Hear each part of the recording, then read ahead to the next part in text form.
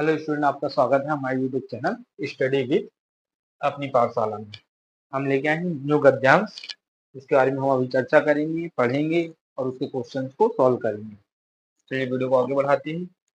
देखिए हमारे यहाँ पे टॉपिक लिखा हुआ है इंटरनेट और डिजिटल क्रांति का प्रभाव, ग्लोबल विलेज और सोशल कनेक्टिविटी।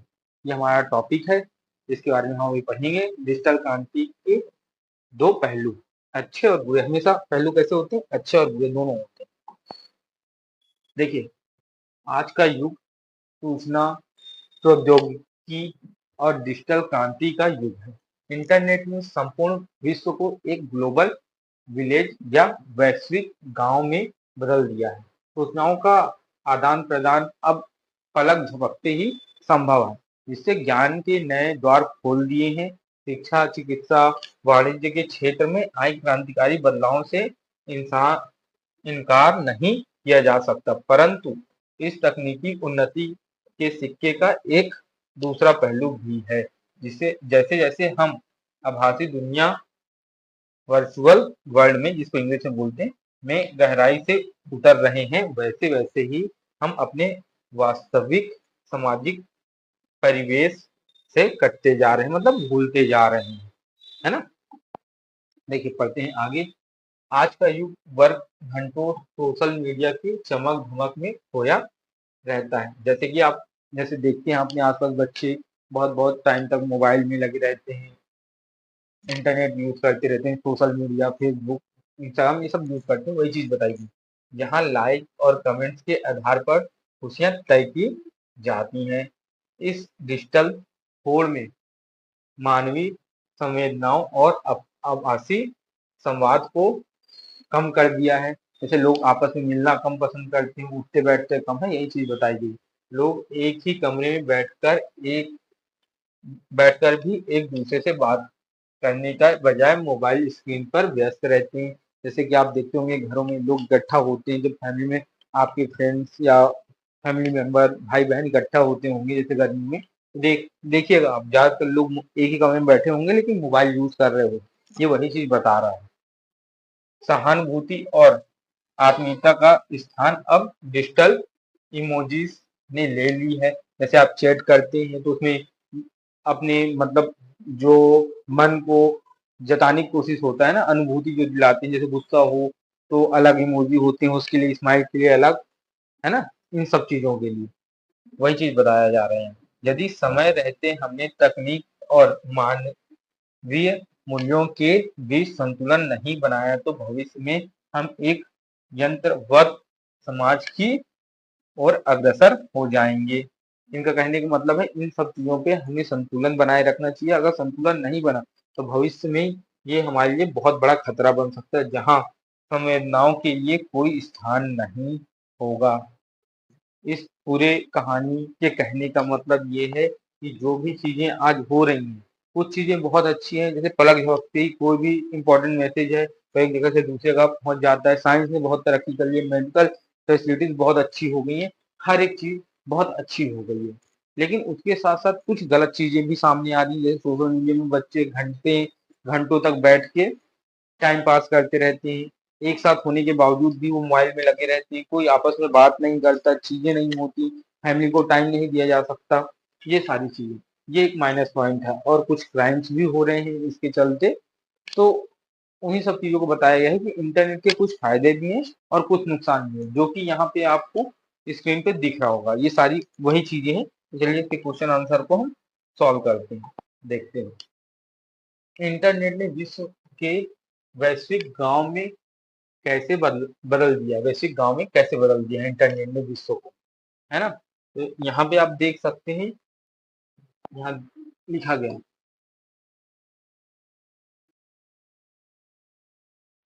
देखिए इंटरनेट ने,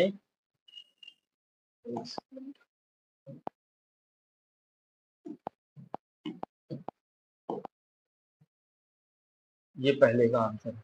इंटरनेट ने संपूर्ण विश्व को एक ग्लोबल विलेज या वैश्विक गांव में बदल दिया है ना।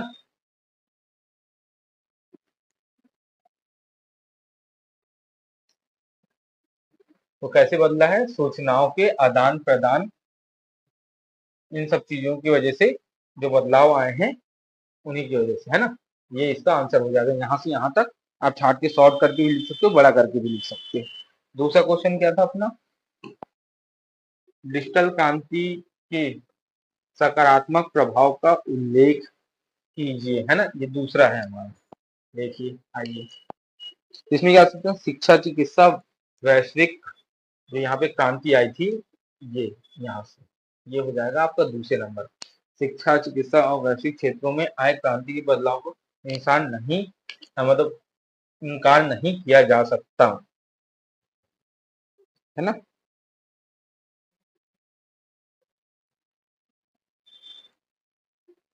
ये एक सकारात्मक प्रभाव है, ठीक है, तो ये लिख सकते हैं। ये दूसरे का आंसर है। तीसरा क्वेश्चन देखते हैं, आभासी दुनिया का हमारे सामाजिक जीवन पर क्या नकारात्मक प्रभाव पड़ रहा है। तो इसका आंसर देखिए, इसमें देखते हैं।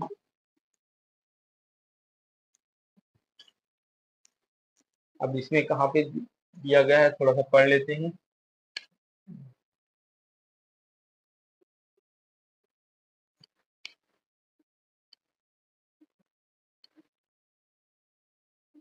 एक सेकंड, पहले वाले में चलते हैं, शायद इसमें हो इसका आंसर, देख लेते हैं।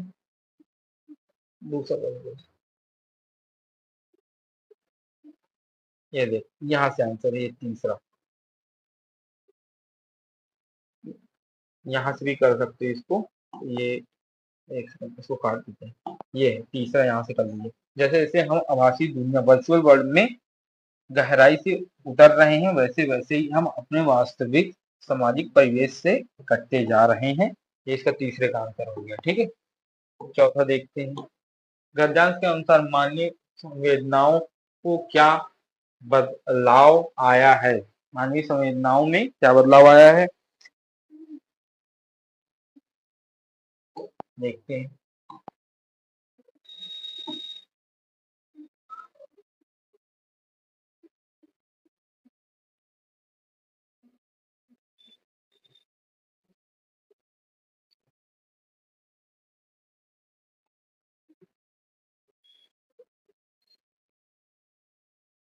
इसको पढ़ लेते हैं, है ना, सोशल मीडिया। हाँ, यहाँ से ये इसका आंसर हो गया चौथे का। इस डिजिटल होड़ में मानवीय संवेदनाओं और आवासीय संवेदनाओं को कम कर दिया है ना। ये चौथे का आंसर हो गया।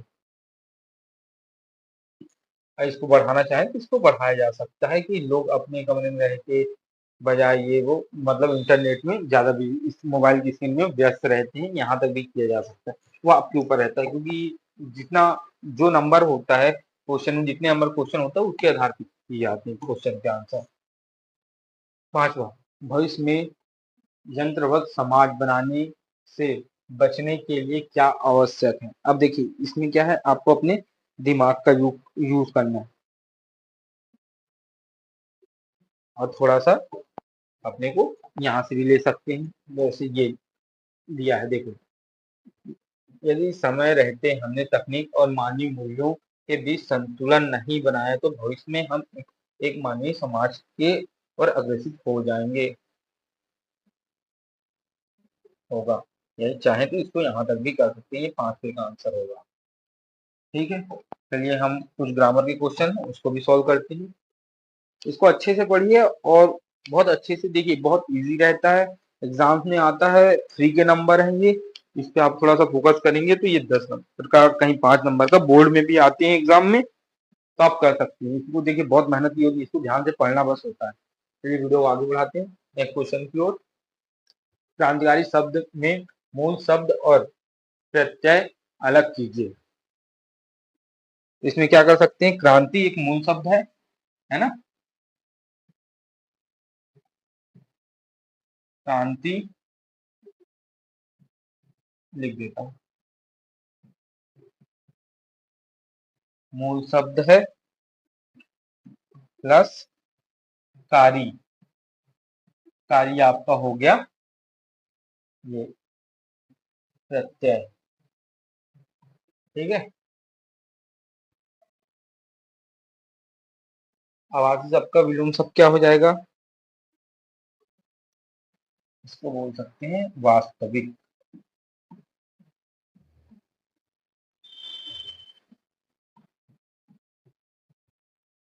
ठीक है, इस गद्यांश के लिए एक उपरोक्त शीर्षक या जिसको टाइटल बोलते हैं उसका नाम देना है आपको। तो आप क्या नाम दे सकते हैं? देखिए, एक नाम मैं बता देता हूँ आपको।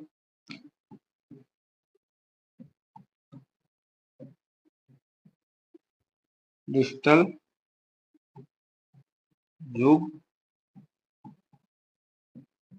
और गिरते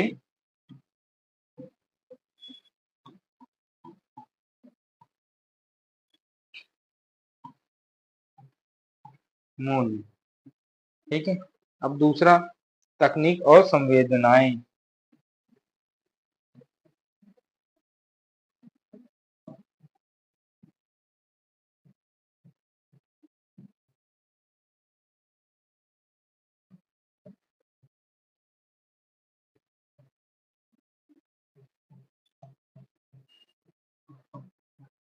ठीक है, ये दोनों है। और अच्छे से देख लीजिएगा जो भी चीजें हो, यहाँ पे यहाँ इनके आंसर भी दिए हैं हमने पूरे। जैसे एक हमने मूल शब्द, ये ये आपका ग्रामर है यहाँ से यहाँ तक। और ये जो 5 क्वेश्चन है उनके आंसर है ना। तो आप यहाँ से पढ़ सकते हैं, अच्छे से देख सकते हैं। यहाँ पे हमारा वीडियो खत्म होता है। प्लीज लाइक लाइक शेयर और सब्सक्राइब कर दीजिए। कमेंट में जो भी प्रॉब्लम्स हों वो बताइएगा, और कोई नया टॉपिक या कोई चीज़ में प्रॉब्लम आ रही हो, स्टडी के किसी भी चैप्टर में आपको प्रॉब्लम आ रही है, सिर्फ आप टॉपिक कमेंट में लिखिए और अपना नाम लिखिए। नेक्स्ट वीडियो में आपके टॉपिक को लिया जाएगा, कवर किया जाएगा, और वहाँ पे आपका नाम भी मेंशन किया जाएगा। ठीक है, तो अपने ज़्यादा से ज़्यादा दोस्तों और फैमिली स्कूलों में इसको शेयर कीजिए। मिलते हैं नेक्स्ट वीडियो में। Thank you everyone.